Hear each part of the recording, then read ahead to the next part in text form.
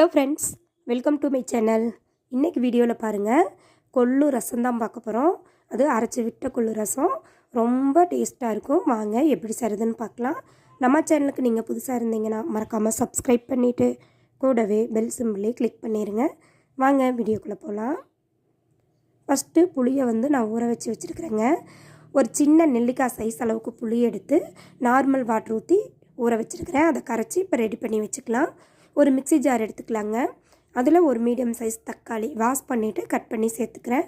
இப்போ ஒரு 4 table spoon கொள்ளு நல்லா வேக வச்சுருக்கிறேன் பாருங்கள். இந்த கொள்ளை இது கூட சேர்த்துடலாம். இது கூடயே காரத்துக்குன்னு பாருங்கள், ஒரு பச்சை மிளகா, ஒரு காஞ்ச மிளகா சேர்த்துக்கிறேன்.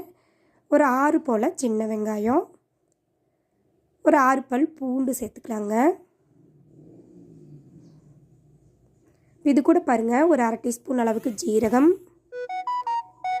1/2 டீஸ்பூன் அளவுக்கு மிளகு. நம்ம ஏற்கனவே பச்சை மிளகாயும் காஞ்ச மிளகாயும் சேர்த்துருக்குறோம், அதனால் 1/2 டீஸ்பூன் மிளகு, ஒரு கொத்து ஃப்ரெஷ்ஷான கருவேப்பிலை, ஒரு 2 டேபிள் ஸ்பூன் தண்ணி சேர்த்துட்டு இது போல் மையாக அரைச்சிட்டு வந்துடலாங்க. இப்போ நம்ம ஏற்கனவே கரைச்சி வச்சுக்கிற புளிக்கரைசல் கூட நம்ம அரைச்சிட்டு வந்ததை ஆட் பண்ணிக்கலாம். இப்போ கொள்ளு வேக வச்ச தண்ணி அது ஒரு டம்ளருக்கு ஆட் பண்ணிடுவோம். இப்போ இது கூட தேவையான அளவு தண்ணி, ரசம் நம்மளுக்கு எவ்வளோ தேவையோ அவ்வளோ தண்ணி மிக்ஸி ஜாரை கழுவிட்டு சேர்த்துக்கிறேன். 1/4 டீஸ்பூன் மஞ்சள் தூள்.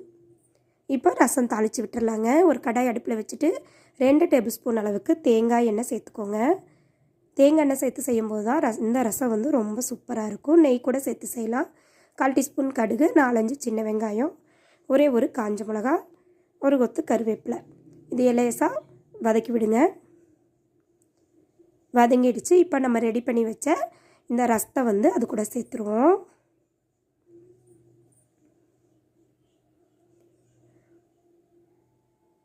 இப்படி நம்ம அரைச்சி ரசம் வைக்கும் போது பார்த்திங்கன்னா நம்மளுக்கு ரசம் நல்லா திக்காகவும் கிடைக்கும்.